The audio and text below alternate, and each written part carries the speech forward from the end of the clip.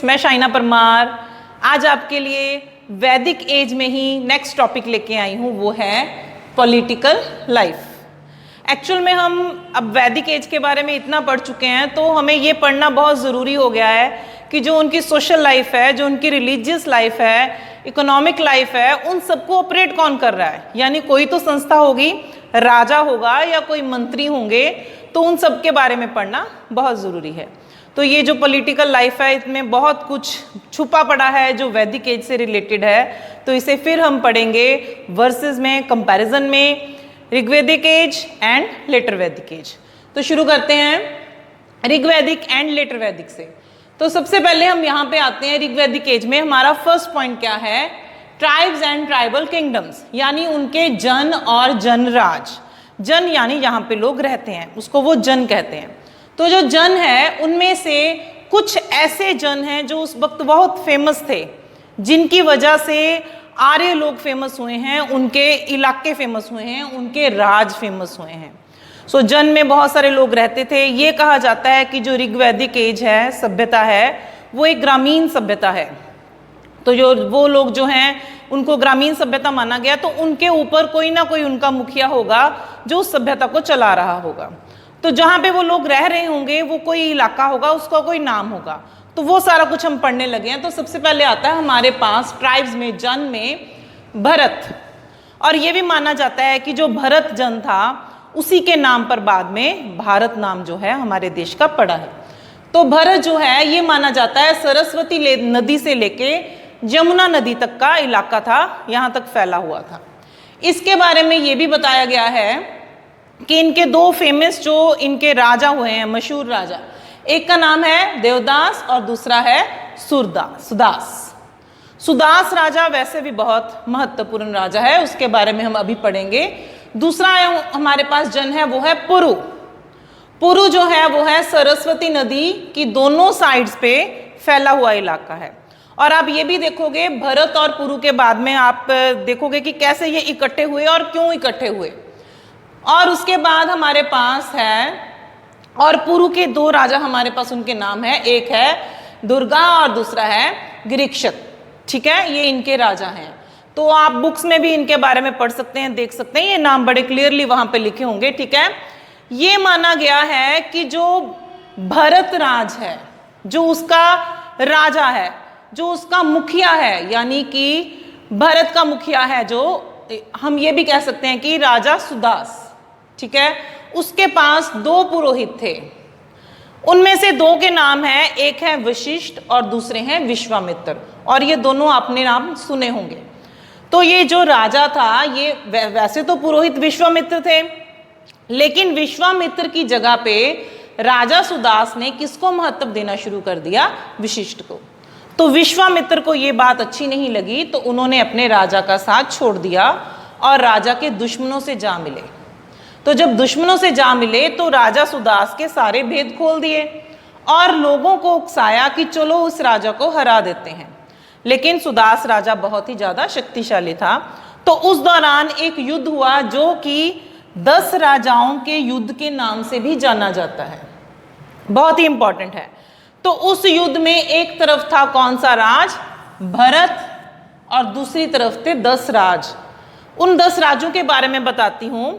ये कहा जाता है, यहाँ पे मैंने नाम लिखे हैं, एक तो हो गया भरत जो कि जिसके साथ लड़ना है बाकियों ने, उन 10 राजाओं ने।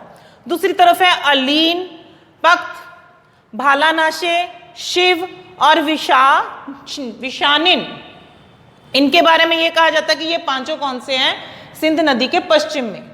और भारत के अंदर है अनु, द्रुहु, तुवर्ष, यदु एंड पुरु। तो मैंने आपको बताया दूसरा महत्वपूर्ण राज कौन सा है? पुरु। तो ये सब इकट्ठे हो गए। इन्होंने ये फैसला किया कि वो राजा सुदास को इस युद्ध में हराएंगे, क्योंकि विश्वामित्र ने इनको पूरा सपोर्ट किया है। तो लेकिन इसमें 3 अनार्य भी शामिल थे।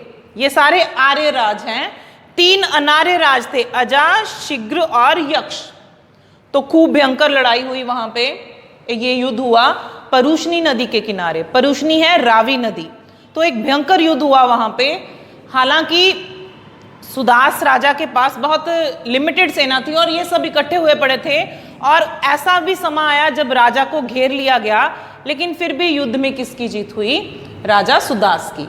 और इस 10 राजाओं के युद्ध में इन 10 या आर्य राजाओं को हराकर 2 राज इकट्ठा हुए, वो थे भरत और पुरु। सो भरत एंड पुरु राज मिलाकर कौन सा वंश चला? कुरु वंश। तो कुरु के बारे में हमने महाभारत आपने देखी होगी, उसमें एक वंश बहुत ही फेमस है, वो है कुरु। कुरु राज में से 2 निकले, पंचाल निकले और कुरु थे, जो दोनों इकट्ठे ही चलते रहे। लेकिन फेमस कौन सा बना वहां पे उस वक्त? कुरु बहुत मशहूर हुआ। भरत और भरत राज जिसके साथ युद्ध किया गया और पुरु उसमें जो मेन था, तो इन दोनों से मिलकर ये बना। ये माना जाता है कि बहुत सारा नुकसान हुआ इस युद्ध में, 6000 के करीब लोग जो मारे गए, बहुत सारे लोगों ने नदियों में छलांगे लगा दी अपने आप को बचाने के लिए, पूरे के पूरे वंश खत्म हो गए और उसके बाद शुरू हुआ इनका कुरु वंश। तो ये ऋग्वैदिक सभ्यता में इन वंशों के बारे में, इन जनराज के बारे में ये कहा जाता है कि ये आसान नहीं था आर्यों के लिए भी अपने पैर जमाना। जब वो यहाँ पे अपने आप को स्थापित कर रहे थे तो उन्हें आसपास के बहुत सारे इलाकों से युद्ध करने पड़ रहे थे। उसमें अनार्य लोग भी शामिल थे। मैंने आपको पहले बताया, अनार्य वो लोग थे जो यहाँ पे पहले से ही गांव में रह रहे थे, पिछड़े हुए वर्ग के लोग थे, या जिन्हें हम असभ्य मानते हैं, तो उनके साथ भी इनको युद्ध करने पड़े। लेकिन फाइनली उन्होंने अपने आप को यहाँ पे स्थापित कर लिया। तो ये उनका इन जनों में, इन जनराज में उनका स्थापित हो जाना है। ये राज्य जो हैं स्थापित हुए कुछ नदियों के आसपास ही स्थापित हुए हैं। उनके बारे में मैंने यहाँ पे बहुत क्लियरली नेम लिख रखे हैं। नदियां कौन कौन सी हैं हमारे पास? पहले है अस्कनी नदी है, चिनाब। तो आपको ऋग्वैदिक एज वाले नाम ही याद रखने हैं। साथ में आप ये नाम इसलिए याद कर सकते हैं ताकि आपको याद रहे कि कौन सी नदी है। अस्कनी है चिनाब, कुरम ही है, कुबा है काबुल, और गोमती है गोमल नदी, परुशनी जहां पे ये युद्ध हुआ वो है रावी नदी। तो ये बहुत ही इंपॉर्टेंट नदी है। उसके बाद है स्वास्तु है स्वात, सिंधु को हम सिंध नदी कहते हैं, शतुद्री है सतलुज, सरस्वती नदी का जिक्र आता है ऋग्वेद में, ठीक है, और वित्सता है झेलम नदी। ये हमारी 5 नदियों के नाम बिल्कुल ही डिफरेंट ऋग्वैदिक भाषा में दिए गए हैं। वित्सता झेलम है, विपास है व्यास। इसके अलावा गंगा और यमुना का भी ऋग्वैदिक एज में वर्णन आता है। तो इन नदियों के आसपास ही ज्यादातर ये इलाके फैले हुए थे। गंगा यमुना की तरफ कम थे इलाके, लेकिन सिंध नदी के आसपास, उन 5 नदियों के आसपास जो सतलुज व्यास रावी चिनाब हैं, जिनके नाम यहाँ पे कुछ और हैं जिनको हमें याद करना जरूरी है, तो इस एरिया में ही इनके जो जनराज वो फैले हुए थे। उसके बाद आता है हमारा लेटर वैदिक। तो फिर क्या यही राज आगे चल के उत्तर वैदिक काल में भी यही चलते रहे? लेकिन हम यहाँ पे देखेंगे कि कुछ फर्क आ गया।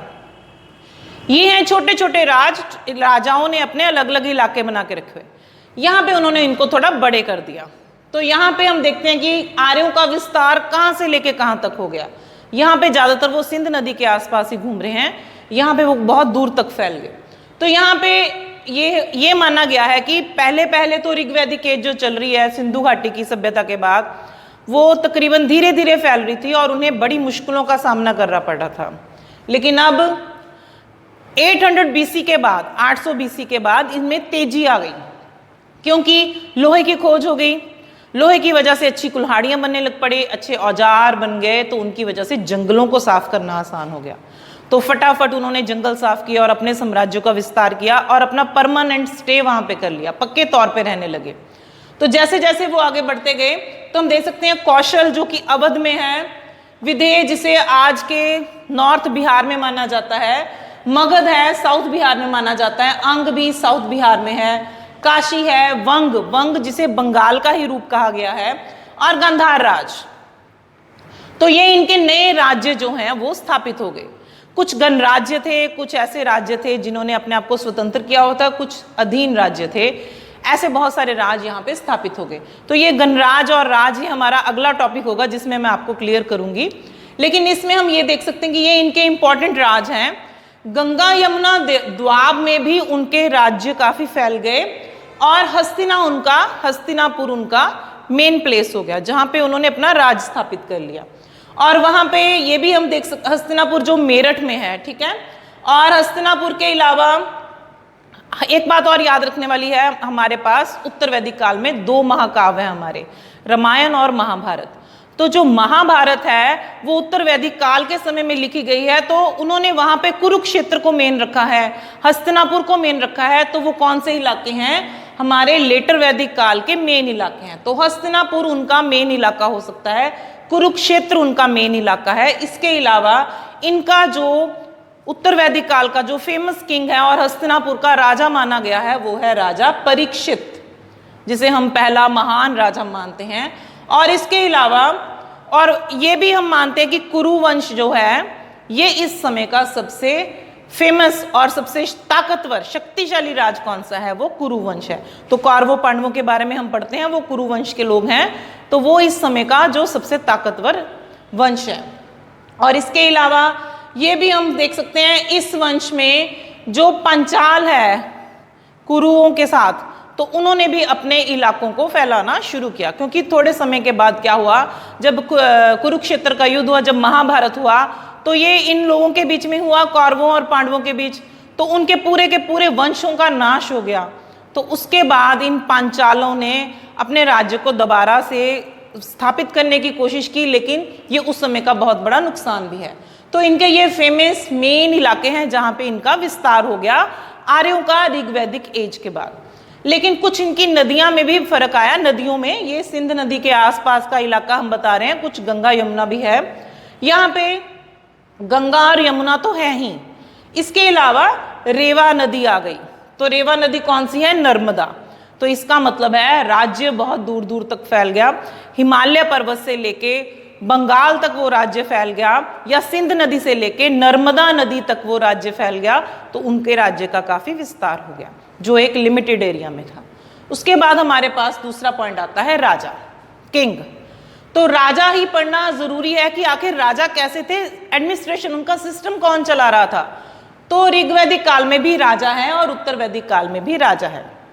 जो राजा का मेन, जिसमें राजा राज करता है, उसको कहते हैं जन। मैंने आपको पहले भी बताया, इसलिए जन का मुखिया कौन हो गया? राजन। ठीक है। और राजा क्या करता है? उसने अपने सभी पूरे राज्य के लोगों का ध्यान रखना है, कोई किसी तरह से भुखमरी से ना मर जाए, या किसी के घर में चोरी ना हो। और गाय का बहुत महत्व है, मैंने पहले ही बताया। तो किसी की गाय चोरी ना हो, न्याय स्थापित करना उसका मेन मोटिव है। लोगों को ज्ञान देना कि हमें किस भगवान की कैसे पूजा करनी है, कौन से मंत्रों का उच्चारण करना है, घर परिवार में कैसे रहना है, अच्छे नियम कौन से लागू करने हैं। हर तरह की जिम्मेवारी किसकी है? राजा की है। तो राजा जब गद्दी पे बैठता है तो वो कसम खाता है कि मैं अपने जन का ध्यान रखूंगा। और साथ ही साथ इसमें राजा में एक और बात स्पेशल है कि उसके पास जासूस होते हैं, जिसे बोलते हैं सपश। जासूस को उस समय में सपश बोला जाता था। तो राजा अपने पूरे साम्राज्य का ध्यान किसकी सहायता से रखता था? सपश की सहायता से रखता था। राजा के बारे में यह भी कहा गया कि शायद वो महलों में रहता था, क्योंकि ये सारी बातें हमें ऋग्वेद से पता चलती हैं, क्योंकि वो 1000 स्तंभों वाले एक महल का भी वर्णन मिलता है। और इसके अलावा ये कहा जाता है एक टैक्स है बलि। बलि ये क्या है? कोई ऐसा व्यक्ति नहीं था राजा ने रखा हुआ कि वो जाए और लोगों से टैक्स इकट्ठा करे। लोग खुद ब खुद, क्योंकि राजा उनकी सहायता कर रहा है, उनका ध्यान रख रहा है, हर तरह का न्याय कर रहा है, उन पे होने वाले अत्याचारों से उनको बचा रहा है, तो वो खुद राजा को जो भेंट देते थे उसके लिए रिस्पेक्ट के तौर पे, उसके थैंक्स के रूप में, तो उस भेंट को क्या कहते थे? बलि। तो ये एक तरह का हम उपहार समझ सकते हैं या टैक्स समझ सकते हैं। तो ये बलि उनका मेन उस वक्त का उपहार, टैक्स माना जा सकता है। तो राजा का काम क्या है? उसने हर तरह की जिम्मेवारी उठानी है। और सबसे बड़ी बात, जो राजा है उसको एक दैवीय रूप दिया गया है। ये माना गया है कि जो राजा है वो निरकुंश नहीं है। निरकुंश क्या होता है? निरअंकुश, जिसपे कोई अंकुश नहीं है। राजा ऐसा नहीं था, राजा के ऊपर अंकुश लगा हुआ था। वो हर वक्त अपनी मर्जी नहीं कर सकता था। उसको रखने के लिए, उसको निकालने के लिए कुछ ऐसी सोसाइटीज बनी हुई थी जिनके बारे में हम आगे पढ़ेंगे, सभा और समिति।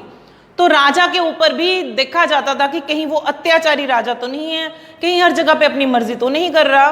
तो राजा हर जगह अपनी मर्जी नहीं करता था, वो निरंकुश नहीं था, उसके ऊपर रोक थी। तो ये है हमारा ऋग्वैदिक का राजा। ऐसे ही हमारे पास लेकिन इसके अलावा वो अपने आप को कोई बहुत ज़्यादा ताकतवर, शक्तिशाली या ये नहीं समझता था कि मैं ही भगवान हूँ। लेकिन ऋग्वैदिक एज में राजा में कुछ बदलाव आ गया। हाँ, ये है कि ये भी राजा निरंकुश नहीं था, इस पे भी अंकुश लगे हुए थे, इसको भी कस्में खानी पड़ती थी जब वो गद्दी पे बैठता था। लेकिन बदलाव ये आया, उसने कुछ उपाधियां धारित करनी शुरू कर दी, क्योंकि वो बहुत शक्तिशाली हो गया। इस वक्त ये राजा अपने आप को ज्यादा शक्तिशाली नहीं मानता, लेकिन यहाँ पे वो बहुत शक्तिशाली हो गया।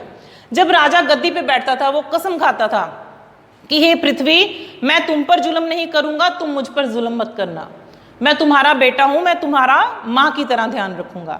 इसके अलावा कई और तरह इस तरह की बातें हैं जो हमें पता चलते हैं, ऐसे मंत्र हैं जब राजा गद्दी पे बैठता है। और उपाधियां धारण करता है, अधिराज, सम्राट, विराट, एकराट, राजाधिराज, सार्वभौम, ऐसी उपाधियां धारण करता है जिससे वो साबित करता है कि वो बहुत शक्तिशाली है। फिर वो कई तरह के यज्ञ करता है, पहले हमने धार्मिक जीवन में पढ़ा भी है। एक यज्ञ करता है वो अश्वमेघ, जिसमें घोड़े की बलि दी जाती है।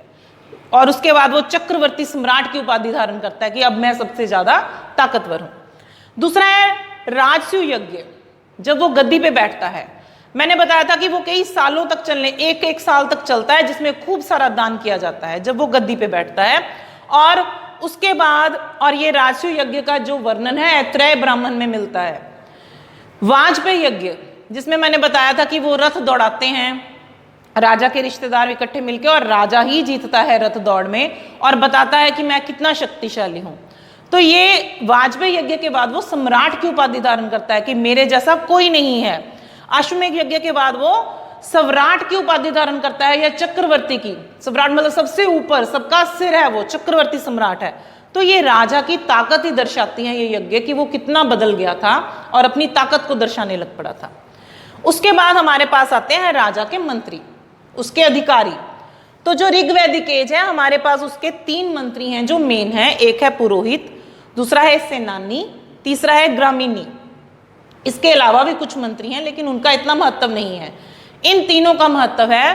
पुरोहित यानी कि जो राजा ने अपने दरबार में सबसे मेन रखा हुआ है पुरोहित, जो धार्मिक कामों के लिए है, राजा को बताने के लिए है आपने क्या करना है क्या नहीं करना है, राजा की हर तरह से सहायता करने के लिए है। हमने 2 पुरोहितों के बारे में पढ़ा है, वशिष्ठ और विश्वामित्र। ऐसे ही बहुत सारे पुरोहित राजा अपने दरबार में रखते थे। एक व्यक्ति को रखा जाता था और जो सबसे ऊपर होता था और राजा के साथ हमेशा रहता था। दूसरा है सेनानी। सेनानी के बारे में हमें पता है, सेनानी यानी सेना का व्यक्ति, तो जिसको शस्त्र चलाने आते हैं, यो युद्ध में राजा की सहायता करता है। और राजा के लिए सबसे इंपॉर्टेंट काम क्या है? पहले अपनी प्रजा का ध्यान रखना, दूसरा अपने दुश्मनों का नाश करना। तो दुश्मनों का नाश वो कैसे करेगा? जब उसके पास क्या होगा? शस्त्र होंगे और शस्त्र चलाने वाले व्यक्ति होंगे। तो सेनानी का काम क्या है? सेना मेंटेन करके रखना, सेना बनाना, उस सेना को शस्त्र चलाने सिखाना और खुद भी उसमें माहिर हो जाना ताकि वो युद्ध कर सकें। तीसरा है ग्रामीणी। ग्रामीणी से ही हमें अंदाजा हो रहा है कि शायद ग्राम की बात हो रही है। ग्राम यानी गांव, तो जो गांव का मुखिया है वो ग्रामीणी है। तो ये जो ग्रामीणी है ये क्या करता है? यानी राजा का एक पूरा साम्राज्य हो गया। और ऋग्वैदिक सभ्यता क्या है? एक ग्रामीण सभ्यता है। तो ग्रामीणी कौन हुआ? ग्राम का मुखिया। तो हर छोटे छोटे गांव में जो मुखिया है वो कौन है? ग्रामीणी है। अपने गांव का ध्यान रखते हैं, वहां पे वो लोगों के साथ रहते हैं और उनका भला करते हैं। वहां पे उनका ध्यान रखना उनका मेन काम है और राजा की हर बात को मानते हैं। तो राजा के बाद दूसरा स्थान किसका हो गया? ग्रामीणी का हो गया, जो अपने राज्य प्रबंध में उसकी सहायता कर रहा है। ये 2 अलग स्थान रखते हैं और इसका अलग ही महत्व है। तो इन 3 उस वक्त के मंत्रियों में या उसके जो कार्यकर्ता हैं काफी महत्व है। इनके अलावा सपश का हम नाम लिख सकते हैं, जो उनका जासूस है, वो भी उसका अधिकारी ही हुआ। या रथकार का हम नाम लिख सकते हैं, जो उसके रथ चलाता है। या हम इसके अलावा सूत है हमारे पास, दूत है हमारे पास, जो राज्य का ध्यान रखते हैं। पुरपति। पुरपति कौन है? पुर होता है एक किला, किले का ध्यान रखने वाला पुरपति है। लेकिन ये ऐसे छोटे छोटे अधिकारी हैं जिनका बहुत महत्व नहीं है। बहुत ज्यादा महत्व किनका है? इन 3 मंत्रियों का या इन 3 अधिकारियों का ही महत्व है। तो राजा इन तीनों पे विश्वास रखता है, इनकी सहायता से अपना राज्य चलाता है। और सबसे खास बात क्या है? जो राजा के काम है वही ग्रामीणी के काम है, लेकिन ग्रामीणी किसके अधीन है? राजा के अधीन है। तो ये इनके मेन मंत्री हैं। फिर इधर आते हैं हम उत्तर वैदिक एज में। यहाँ पे हमारे पास हैं, इनके भी मंत्री हैं, लेकिन मंत्रियों के कुछ नाम बदल गए हैं। 3 मंत्री तो हैं ही, कौन? पुरोहित और सेनानी और ग्रामीणी। पुरोहित का महत्व इसलिए बदल गया है, देखिए पुरोहित यहाँ पे क्या करता है, राजा को हर सही गलत बात बताता है, लेकिन यहाँ पे पुरोहित का इंपॉर्टेंस बहुत बढ़ा दिया गया कि राजे का राज तिलक कौन करेगा? पुरोहित ही करेगा। राजा गद्दी पे बैठेगा और अगर पुरोहित नहीं है तो वो गद्दी नहीं संभाल सकता, क्योंकि पुरोहित ने उसका राज तिलक नहीं किया। तो मैंने आपको पहले भी बताया कि उत्तर वैदिक काल में कुछ कर्मकांड, कुछ अंधविश्वास और कुछ ऐसी चीजों को डाल दिया गया ताकि जनता किसी उन व्यक्तियों को महत्व दे जो ऊंची जाति के लोग हैं और बाकी जातियां थोड़ी नीची हो जाए। तो ऐसे ही मंत्रियों का महत्व बढ़ा। पुरोहित यानी जो सबसे उच्च ब्राह्मण होगा वो पुरोहित बनेगा और वही राजा के तिलक लगाएगा, तो ही राजा गद्दी पे बैठेगा। सेनानी का महत्व तो हमेशा ही रहेगा, वो कभी कम नहीं होगा, क्योंकि वो राजा का सही मायने में साथ देता है। और जो ग्रामीणी है, ग्रामीणी का महत्व यहाँ पे बिल्कुल ही बदल गया। ग्रामीणी को कहने लगे किंग मेकर, मतलब राजा को बनाने वाला।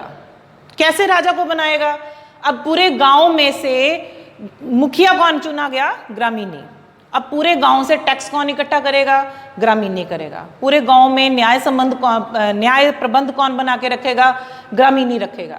राजा की सारी बातों को गांव में बांटने वाला कौन है? ग्रामीणी है। तो अगर ग्रामीणी राजा की बातों को लोगों तक पहुंचाए ही ना, टैक्स इकट्ठा करके राजा पास पहुंचाए ना, फिर राजा का क्या महत्व है? सो किंग मेकर कौन हो गए? ग्रामीणी हो गए। तो इनकी भी वैल्यू बहुत बढ़ गई। लेकिन इनके अलावा कुछ और भी हमारे पास इस वक्त अधिकारी आ गए, वो हैं समग्रहोत्री।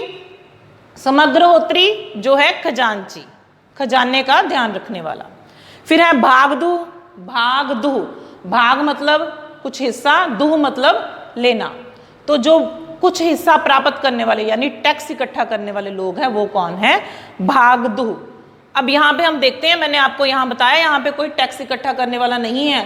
लोग अपनी मर्जी से राजा को क्या देते हैं? बलि देते हैं ऋग्वैदिक काल में, ये देखा हमने, ठीक है ना।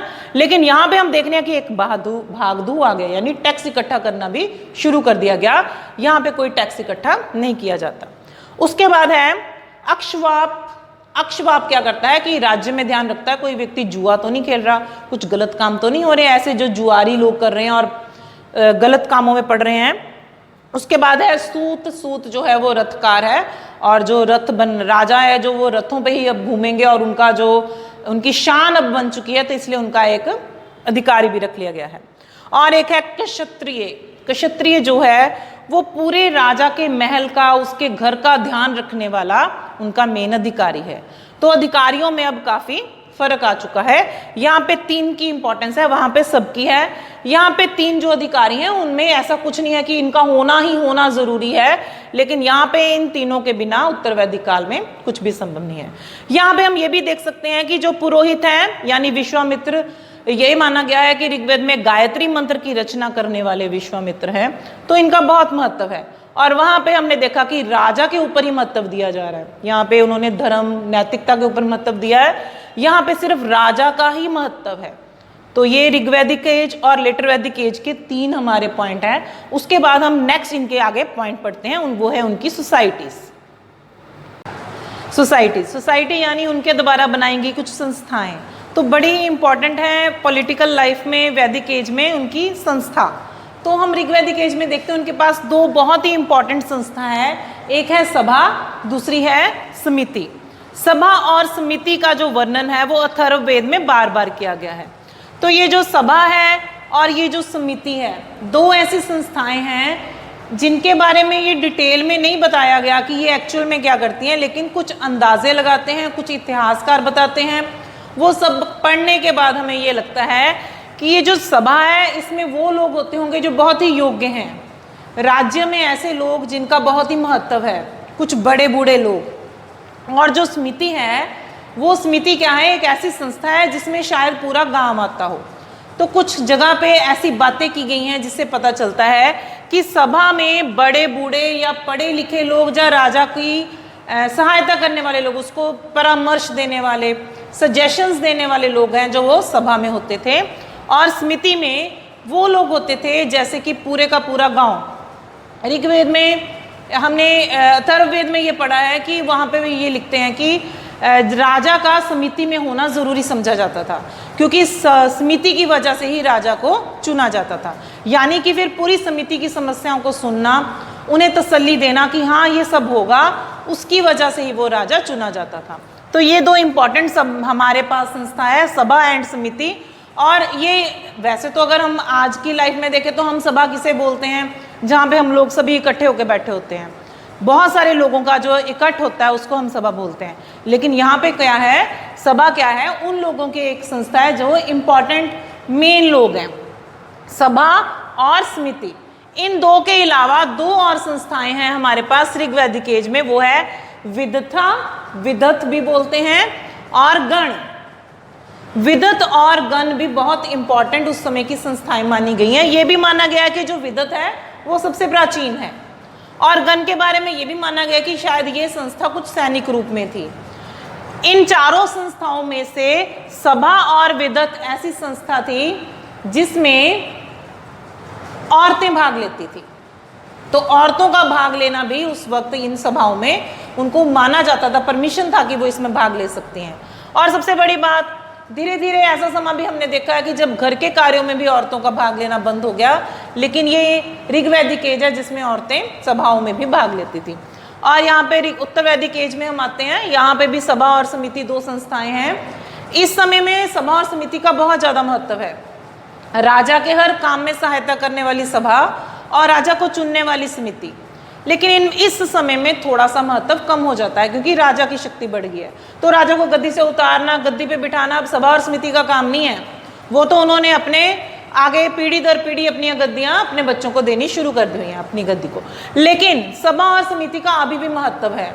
तो कई जगह पे उन्होंने ये बताया है, अथर्ववेद में ये भी लिखा है कि ये प्रजापति की युगम कृतियां हैं, या ये भी कहा गया है कि प्रजापति की दो पुत्रियां हैं। प्रजापति यानी प्रजा का जो परमेश्वर है, पति है, जो प्रजा का ध्यान रखता है, यानी राजा। तो राजा की दो इंपॉर्टेंट पुत्रियां कौन है, सभा और समिति। अथर्ववेद में यहाँ पे ये भी लिखा गया है जो समिति है वो सभा की बहन है। तो इसका मतलब इन दोनों का महत्व हो सकता है थोड़ा सा कम हो गया हो, लेकिन लेटर वैदिक एज में भी सभा एंड समिति थी, और जो समिति थी उसके मुखिया को ईशान कहा जाता था। ये इस खास उत्तर वैदिक काल में थोड़ा ये खास बात है। उसके बाद हमारे पास आता है जुडिशियल सिस्टम, उनका न्याय प्रबंध कैसा था। तो ऋग्वैदिक काल में ज़्यादातर हमने देखा है कि बहुत बड़े बड़े जुर्म नहीं है, लेकिन चोरी चकारी और धोखाधड़ी आम था, क्योंकि जब रात को लोग सो जाते थे, ग्रामीण इलाका था और पक्के घर नहीं थे, तो उनके पशुओं की बहुत चोरी होती थी। उनकी गाय को चुरा लिया जाता था, जो सबसे ज़्यादा महंगी चीज़ मानी जाती थी।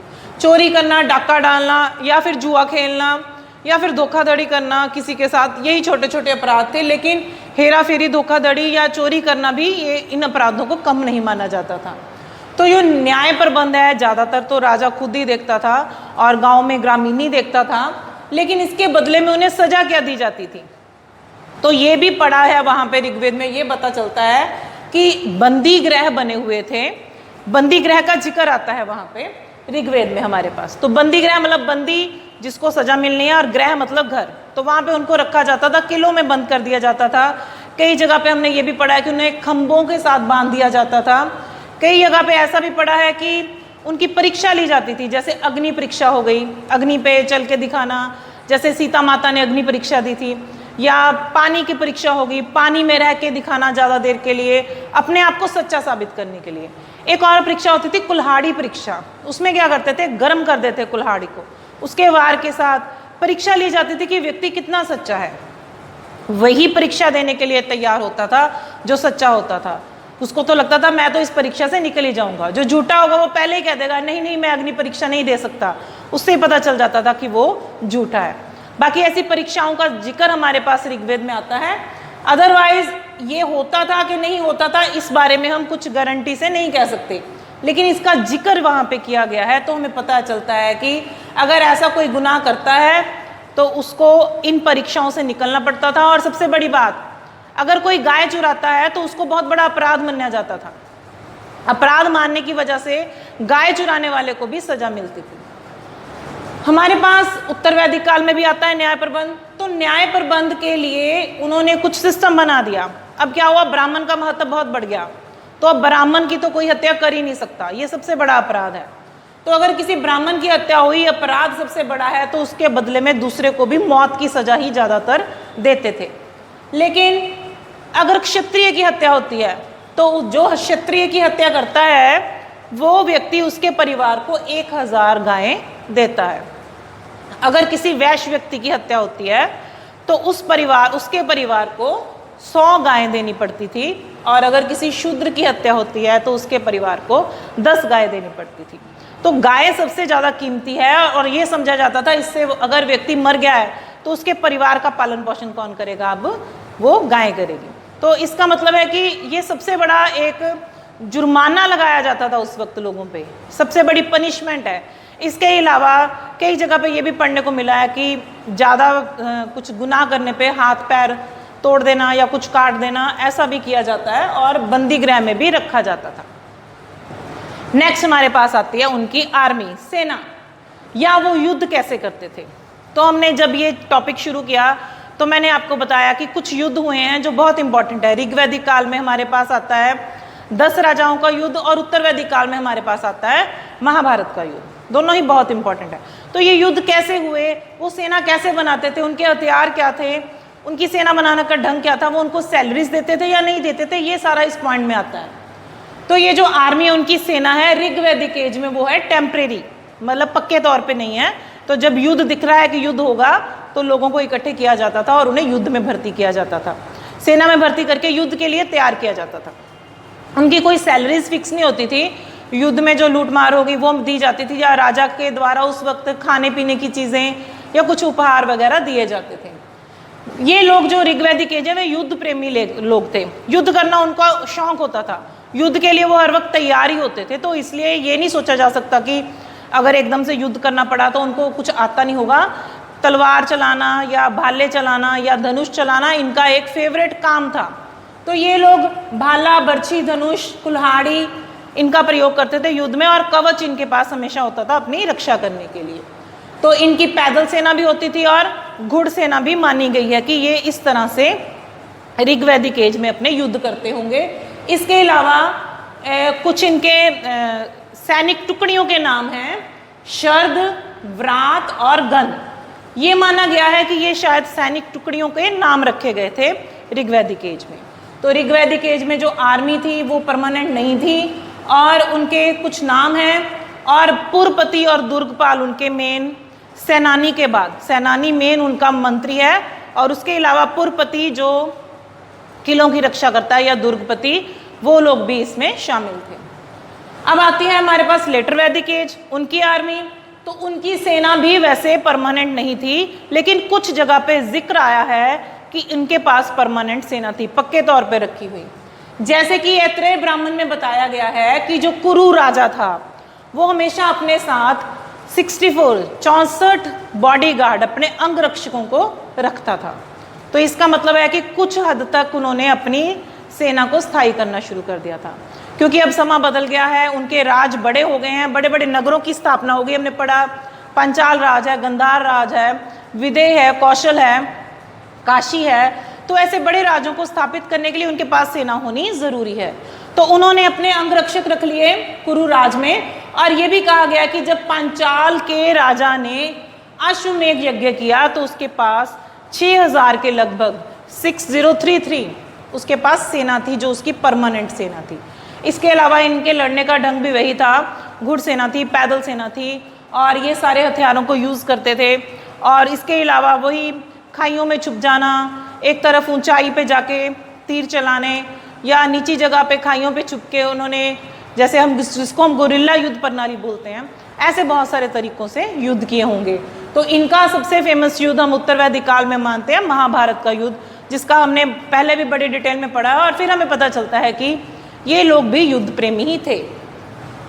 और इसके बाद हमारे पास लास्ट जो पॉइंट आता है वो है विभाजन कैसे किया हुआ था राज्य का, ठीक है, कैसे किस हिसाब से ये पूरा साम्राज्य चल रहा था। तो ये बहुत ही ध्यान से पढ़ने वाली बात है कि सबसे पहले आता है जन। जैसे भारत एक देश है, हम इसे कहते हैं देश, तो ये क्या कहते थे उसको, जन। तो हमारे देश का मुखिया है प्रधानमंत्री। तो इस समय में जो पूरा इलाका था उसे कहते थे जन और उसका मुखिया राजन। राजन को गोप भी कहते थे। देश को यानी जन को आगे विश्व में बांटा होता था। तो जैसे हमारे देश को आगे कंट्री को स्टेट में बांट देते हैं, तो ये लोग कबीले में बांट देते थे। कबीले को क्या कहते थे, विश्व। विश्व का मुखिया है विश्वपति। कुछ 5, 10, 15, 20 जितने भी विश्व हो गए, उन सबको मिला के क्या बन गया, जन। विश्व को आगे बांटा होता था गांव में, जिसको हम पंजाबी में पिंड बोलते हैं और इंग्लिश में बोलते हैं विलेज। तो जो गांव होते थे, ऐसे होता था जैसे हमारे यहाँ पे स्टेट के बाद सिटी आता है, तो इन्होंने उस कबीले के बाद उसको गांव में बांटा है। सिटी के बाद हम आगे गांव में बांट देते हैं। तो गांव का मुखिया है ग्रामीणी, यानी कुछ 50-60 गांव मिलाए और क्या बन गया, एक कबीला। तो 5-10 कबीले मिलाए, क्या बन गया, एक जन। और गांव के बाद सबसे छोटी इकाई क्या है हमारे पास, वो है फैमिली, परिवार, सबसे छोटी इकाई।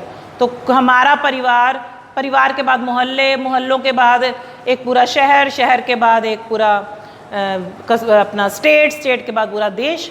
तो ऊपर से नीचे पढ़े चाहे नीचे से ऊपर पढ़े, जो सबसे छोटी इकाई है वो है कुटुंब या परिवार। उसका मुखिया है गृहपति, या जिसे हम कुल्प भी बोलते हैं। हम ये सारा सोसाइटी में पढ़ चुके हैं। कुछ परिवारों को मिला के बना एक गांव, गांव का मुखिया हुआ ग्रामीणी। कुछ गांवों को मिला के बना विश्व, विश्व का मुखिया हुआ विश्वपति। और सारे विश्व को मिला के बना जन, जन का मुखिया हुआ राजन। उत्तर वैदिक काल में भी सेम इस तरह से ही विभाजन किया गया था। सिर्फ इतना सा फर्क है, अब जन की जगह क्या शब्द आने लगा, राष्ट्र। और राष्ट्र का मुखिया हो गया सम्राट, क्योंकि उपाधियां धारण कर ली। यहाँ पे राजा सिंपल राजन, राष्ट्र के बाद राष्ट्र का मुखिया सम्राट। सम्राट का जो पुत्र है वो बन गया राजन। तो राष्ट्र को किस में बांट दिया गया, जन में। तो जन से भी ऊपर एक चीज होगी, वो हो गया राष्ट्र। तो अब राजा क्या करेगा, अपने परिवार के सगे संबंधी लोगों को अपने राज्य को बांट देगा। ये राजन हो गए हैं और सबसे ऊपर सम्राट हो गया है। तो राष्ट्र, जन, गांव और विश्व, गांव और उसके बाद परिवार। ठीक है, इस हिसाब से ही ये इनका भी पूरे साम्राज्य का विभाजन किया गया। तो ये है हमारी राजनीतिक उनकी स्थिति, राजनीतिक उनका जीवन कैसा था। हमने पढ़ा उनका सामाजिक जीवन, धार्मिक जीवन, आर्थिक जीवन, अब ये राजनीतिक जीवन है। ये चारों ही इतने इंपॉर्टेंट हैं, आपस में इतने जुड़े हुए हैं, इनको पढ़ना बहुत ज़रूरी है। ऋग्वैदिक एज या अर्ली वैदिक एज या लेटर वैदिक एज, दोनों में फ़र्क है, लेकिन इतना ज़्यादा फर्क नहीं हम कह सकते कि बिल्कुल एक दूसरे से अलग है। एक दूसरे के साथ जुड़े हुए रहने के बावजूद भी इनमें कुछ भिन्नता ज़रूर है। ये ऋग्वैदिक एज की सबसे इम्पॉर्टेंट चीज़ है, इनकी लाइफ। इसी को पढ़ने से के साथ हमें पता चलता है कि एक्चुअल में जो आर्य थे वो कैसे थे। और ये सारी जानकारी हमें वेदों से मिलती है, ब्राह्मण ग्रंथों से मिलती है, उपनिषद से मिलती है, जो कि हमारे लिए बहुत ही इम्पॉर्टेंट लिटरेचर है। Thank you so much.